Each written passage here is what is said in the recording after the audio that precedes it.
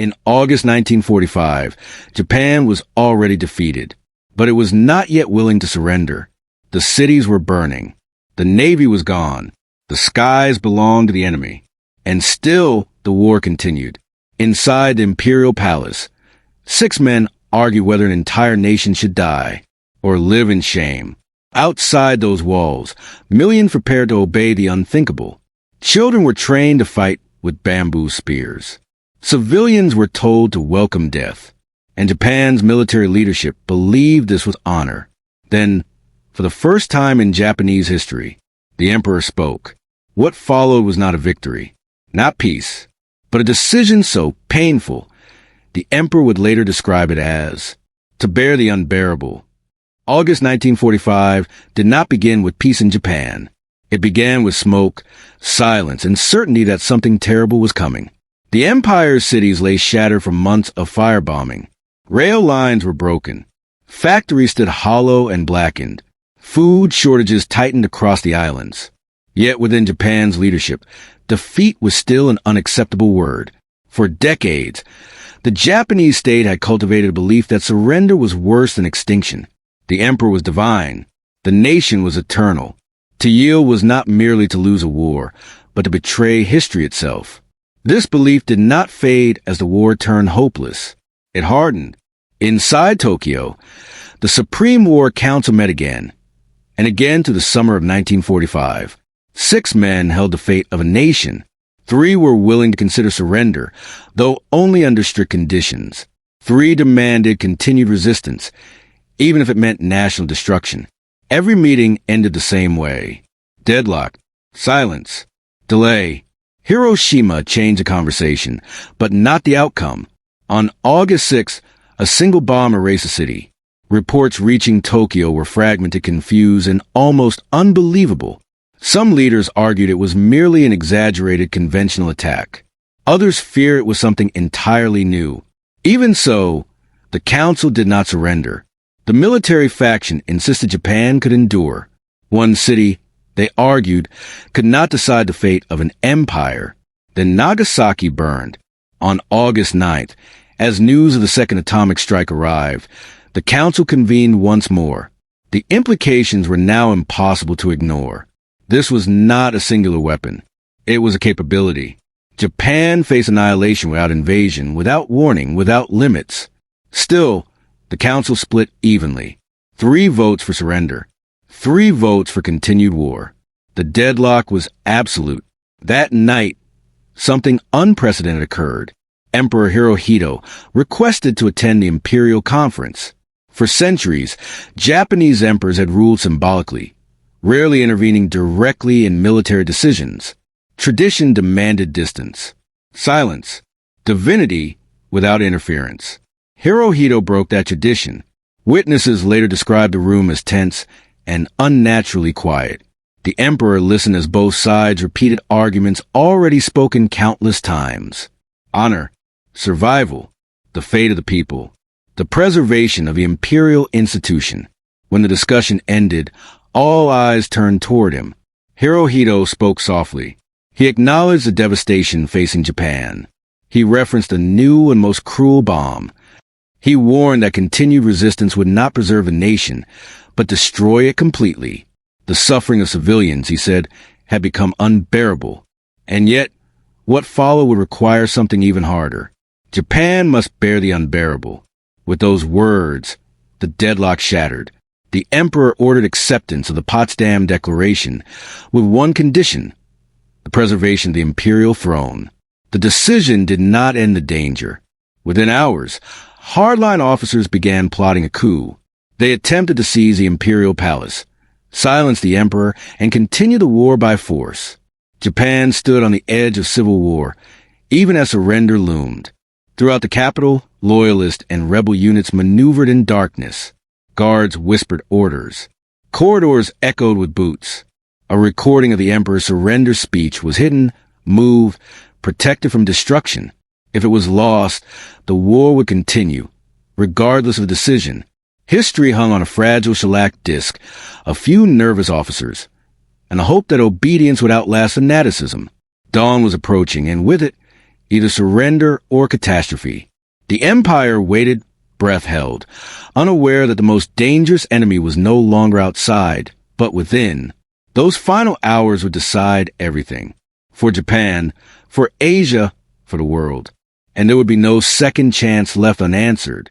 Before dawn on August 15th, Tokyo was a city holding its breath. Radio stations stood silent, guarded by soldiers who did not know which orders still mattered. Inside the Imperial Palace, lantern light flickered across stone corridors as loyal officers waited for news.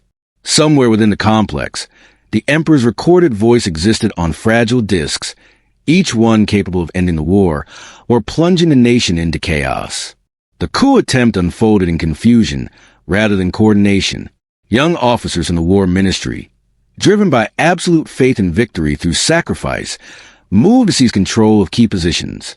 Their objective was simple: prevent the broadcast. If the emperor could not speak, surrender could not exist. They believed they were saving Japan from disgrace, even as they defied the man they worshipped. Major Kenji Hatanaka became the face of the rebellion. Armed, frantic, and convinced of his righteousness, he roamed the palace grounds demanding support. Some units hesitated. Others refused outright. Many simply did not understand what was happening. Orders contradicted each other. Time slipped away. Inside the palace, chamberlains hid the recordings in unlikely places. One disc was tucked into a cloth sleeve and carried through back corridors. Another was concealed beneath a pile of documents. No one spoke above a whisper. Every sound felt dangerous. Outside, rebel troops searched rooms and questioned guards, unaware that the object they sought had already passed through their hands. As dawn approached, the coup collapsed not through force, but isolation. Senior commanders refused to endorse it. Units failed to rally. The emperor's authority, once challenged, reasserted itself silently. By morning, Hatanaka's cause was finished. He would take his own life later that day, convinced history would vindicate him. At noon, radios across Japan crackled to life. What followed was unlike anything the Japanese people had ever heard. The emperor spoke in formal, archaic language, his voice distant and restrained. Many listeners struggled to understand the words themselves. Yet the meaning was unmistakable. Japan would endure the unendurable. The war was over. In homes, factories, and fields, people froze in place. Some wept openly. Others felt numb. For years, they had been told victory was inevitable, surrender impossible. Now, reality arrived not with explosions, but with a calm, almost gentle voice explaining defeat as necessity. For soldiers stationed across Asia and the Pacific, the message was equally disorienting. Some units refused to believe it. Others continued fighting for days, convinced the broadcast was enemy deception. In isolated jungles and islands, the war would linger long after it had officially ended. For the Allies, the announcement brought relief mixed with disbelief. After years of total war, it was difficult to accept that it had ended without invasion. Plans for Operation Downfall vanished overnight. Millions of lives, Japanese and Allied, had been spared, though few could fully grasp the scale of what had been avoided. Yet surrender did not mean peace of mind. Japan faced occupation, reckoning, and rebuilding. Cities lay in ruins. Families searched for missing relatives. Survivors of the atomic bombings began to fall ill, revealing a new kind of suffering that defied understanding. The price of survival would be paid slowly. Emperor Hirohito's decision ended the war, but also shattered the myth that had sustained it. The divine ruler had chosen human survival over sacred destruction. In doing so, he forced a nation to confront the unbearable truth that endurance sometimes means living with defeat, memory, and guilt rather than dying for honor. Japan had survived, but nothing would ever be the same again. History would judge the silence that followed as loudly as explosion. Surrender did not arrive evenly across Japan's vast, shattered empire. It moved slowly, unevenly, carried by radios that barely worked and messengers who crossed oceans already littered with wreckage. In many places, the war ended not with relief, but with confusion, disbelief, and quiet defiance. Across the Pacific, Japanese soldiers listened to the emperor's broadcast through static and distortion. Some heard only fragments. Others heard nothing at all. Years of indoctrination had conditioned them to believe surrender was impossible, a concept beyond imagination. Many assumed the message was American propaganda. Others believed the emperor had been coerced. A few understood immediately and broke down where they stood. On islands scattered from New Guinea to the Philippines, officers gathered their men and read translated orders aloud. In some units, rifles were stacked neatly and flags lowered in silence. In others, arguments erupted. Younger soldiers wept. Veterans stared into the distance. For those who had survived years of jungle warfare, malaria, starvation, and relentless bombing, the war had become life itself. Its sudden end left a void no victory parade could fill. Some commanders refused to comply. In remote regions of China and Southeast Asia, fighting continued for days, even weeks. A few officers committed suicide rather than surrender. Others ordered final attacks, desperate to die in combat rather than face captivity. The emperor's voice had ended the war in theory, but belief took longer. In Japan itself, occupation forces arrived cautiously. American troops landed expecting resistance that never came. Instead, they found a population exhausted beyond anger. Civilians bowed silently as foreign soldiers marched through streets that had once been forbidden ground. For the first time in centuries, Japan was occupied by an external power. General Douglas MacArthur understood the fragility of the moment. He issued strict orders to his troops. Discipline was paramount. The emperor was to remain on the throne. Stability mattered more than vengeance. Japan's surrender had been psychological as much as military, and humiliation could still provoke disaster. When Hirohito met MacArthur for the first time, the image stunned the world. The emperor stood small and formal beside the towering American general in open collar uniform. The photograph captured the transfer of authority without a word spoken. Japan had entered a new era, not through annihilation, but through submission. Behind the scenes, the reckoning began. War crimes investigations uncovered atrocities across Asia. The myth of righteous sacrifice collapsed under evidence of massacres, forced labor, and human experimentation. Japan was forced to confront not only defeat, but responsibility.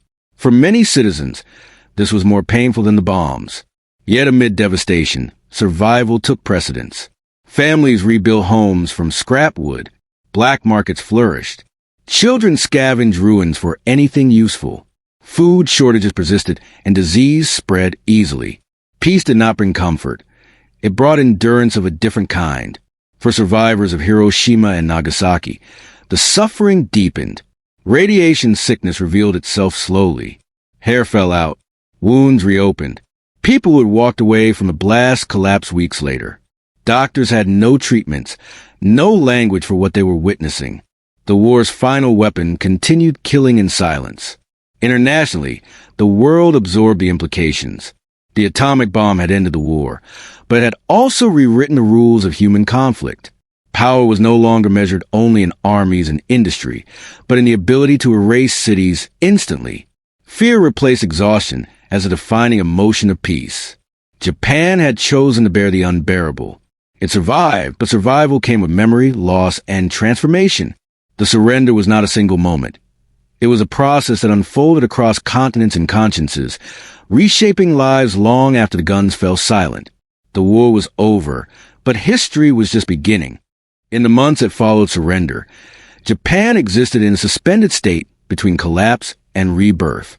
The war had ended, but its weight pressed down on every street, every household, every memory. The old certainties were gone.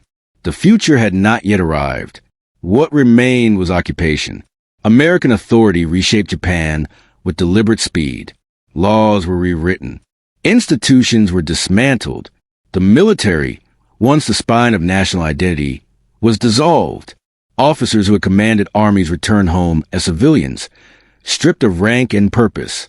Weapons were confiscated. Barracks emptied. The instruments of empire were dismantled piece by piece.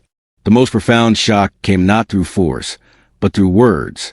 In January 1946, Emperor Hirohito issued the Humanity Declaration. He denied his own divinity.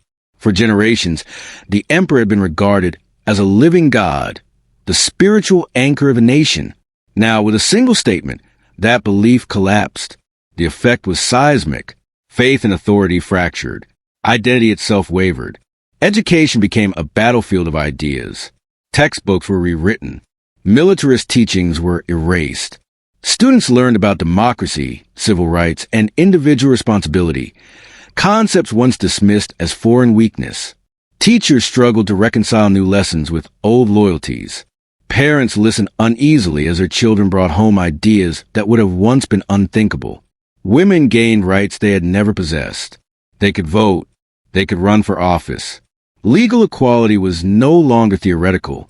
These changes were revolutionary, yet they unfolded quietly amid shortages and rubble. Japan was reinventing itself while still searching for food. Economically, the nation teetered on the edge. Inflation surged. The yen collapsed. Factories lay destroyed or idle. Millions were unemployed. Yet even in ruin, recovery began. With American support and internal discipline, Japan slowly rebuilt its industrial base. Production resumed. Trade returned. The machinery of survival turned forward. Not everyone welcomed the transformation. Nationalists saw occupation as humiliation. Veterans resented the erasure of sacrifice. Families mourned sons who had died believing surrender was impossible. The silence around their deaths felt like betrayal. For them, peace carried bitterness. War crimes trials deepened the divide. The Tokyo trials prosecuted Japan's wartime leaders, exposing atrocities that shattered the myth of moral purity. Some welcomed accountability. Others dismissed the proceedings as victor's justice. The past was not settled. It was contested. Meanwhile, the world beyond Japan was changing rapidly. The alliance that had defeated the Axis fractured almost immediately. The United States and the Soviet Union turned from partners to rivals. Europe lay divided. Germany split in two. The Cold War began not with a declaration, but with suspicion. The atomic bomb hovered over everything. Hiroshima and Nagasaki were no longer just cities. They were warnings. Nations raced to develop their own weapons. Scientists became strategists. Fear became policy. Peace was preserved not through trust, but through the promise of mutual destruction. Japan found itself on the front line of this new world. Once an enemy, it became a strategic ally. American bases dotted its landscape. The nation that had been bombed into surrender now hosted the forces that deterred another global war. History folded back on itself. For ordinary Japanese citizens, life moved forward cautiously. Children grew up without air raids. Streets filled again. Trains ran. Schools reopened. The memory of defeat lingered, but so did determination. Japan chose reconstruction over resentment, discipline over despair. To bear the unbearable became more than an imperial phrase. It became a national condition. Japan had endured destruction beyond comprehension and emerged transformed. The surrender had ended a war, but it had also begun a reckoning with power, identity, and the cost of belief. The world would never again fight the same way, because Japan had shown what the end could look like. As the decades passed, Japan's surrender took on meanings far beyond August 1945. What had once been seen as humiliation slowly transformed into a defining moment of restraint. Japan rebuilt not as a military power, but as an economic one, and that choice reshaped the post-war world in ways few could have predicted. The new Japanese constitution, drafted under occupation, renounced war entirely. Article 9 declared that Japan would never again maintain forces for warfare. To many outside observers, it seemed unrealistic, even dangerous. To Japan's leaders, it was a shield against repeating the past. The country would not be dragged into another catastrophic conflict by ambition or ideology. This decision was not universally accepted. Debates over rearmament never disappeared. Each new regional crisis reopened old questions. Could Japan truly remain defenseless in a violent world? Was pacifism strength or vulnerability? These arguments echoed through parliaments and newspapers, unresolved and persistent. Yet Japan's focus turned decisively inward. Industry replaced empire. Innovation replaced conquest. The same discipline that once fueled militarism now powered factories, laboratories, and shipyards. Within a generation, Japan rose from devastation to become one of the world's leading economies. Radios, cars, and electronics carried a quiet message. The defeated nation had mastered a new form of power. The surrender also altered how Japan remembered itself. Official narratives emphasized victimhood, particularly the atomic bombings. Hiroshima and Nagasaki became central symbols, sites of mourning and moral appeal. They stood as evidence of suffering, warning against nuclear war. But they also complicated memory. Japan had been both victim and aggressor, and balancing those identities proved difficult. In some places, memory remained fragmented. At Yasukuni Shrine, where Japan's war dead were honored, visits by political leaders sparked outrage abroad. To critics, these acts glorified militarism. To supporters, they honored sacrifice. The tension revealed an unresolved struggle over how the war should be remembered and taught. Internationally, Japan's surrender became a case study in endings. Military academies studied it as an example of total defeat without total collapse. Diplomats analyzed how imperial authority had been used to enforce peace. Nuclear strategists fixated on the role of atomic weapons enforcing surrender. Each group drew different lessons, sometimes contradictory ones. The phrase, "to bear the unbearable," entered historical vocabulary as shorthand for a nation choosing survival over pride. It symbolized a moment when ideology bent under reality. Unlike Germany's surrender, which came amid total occupation and regime annihilation, Japan's ended with the emperor intact, bridging old and new worlds. For the United States, Japan's surrender justified strategic bombing and nuclear deterrence doctrines that would shape Cold War policy. The belief that overwhelming force could end wars quickly became deeply embedded. Whether that belief was accurate or dangerously simplistic remains debated to this day. For Asia, the surrender reopened wounds. Occupied nations remembered Japanese brutality more vividly than Japanese suffering. Reconciliation was slow and uneven. Apologies were issued, retracted, reworded. Memory became diplomatic terrain, mined with emotion and grievance. Yet despite these tensions, Japan's post-war path influenced global norms. Its restraint demonstrated that national identity did not require military dominance. Its recovery showed that defeat did not preclude dignity.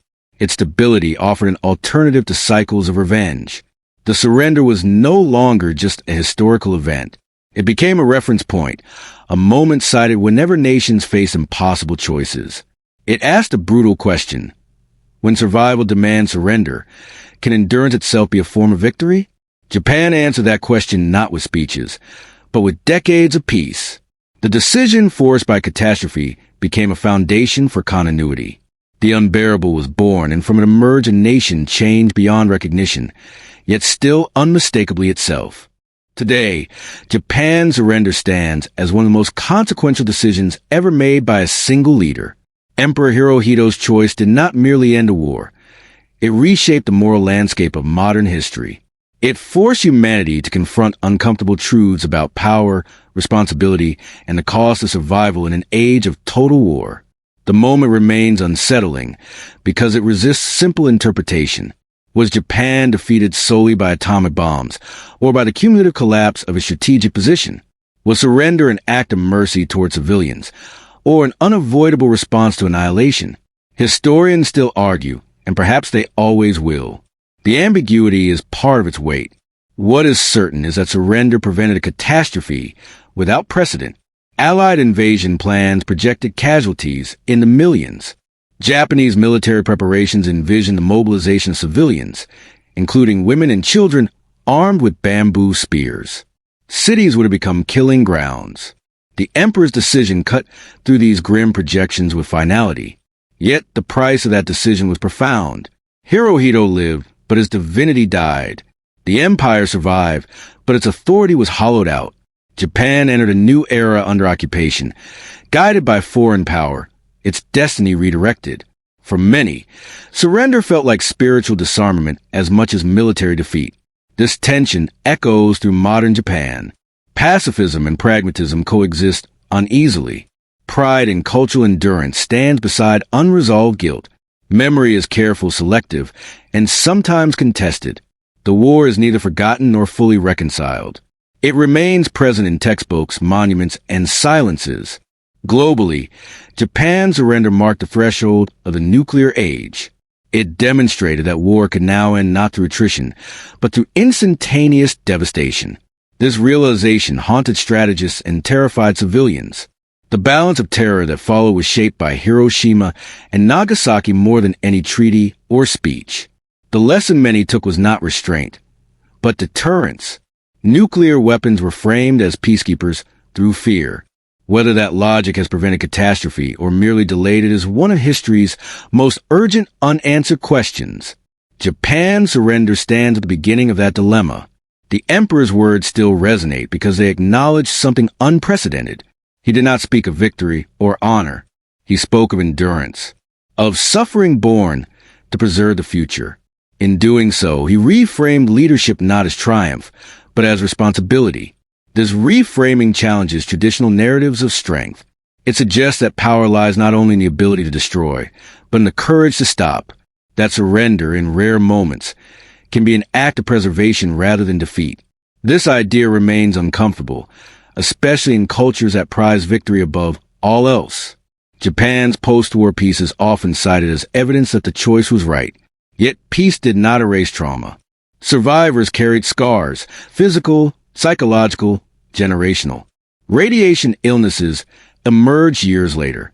Silence surrounded many experiences. Bearing the unbearable was not a single act, but a lifelong process. Still, the alternative would have been worse. The emperor's intervention closed one path of history and opened another. That divergence is why the surrender matters beyond Japan. It illustrates how individual decisions can alter collective fate, even amid overwhelming forces. To bear the unbearable is not a phrase of weakness. It is a recognition of limits, of the point where ideology yields to humanity. Japan's surrender reminds us that the end of war is rarely clean, rarely just, and never painless. But it also reminds us that endings matter. How wars conclude shapes what follows. In August 1945, Japan chose continuation over annihilation, endurance over extinction. That choice did not absolve the past, but it preserved the future. The question it leaves behind remains unresolved for every generation that follows. When faced with unbearable choices, will leaders cling to pride or will they choose survival? Japan answered once, under unimaginable pressure. History is still waiting to see how others will answer when their moment arrives.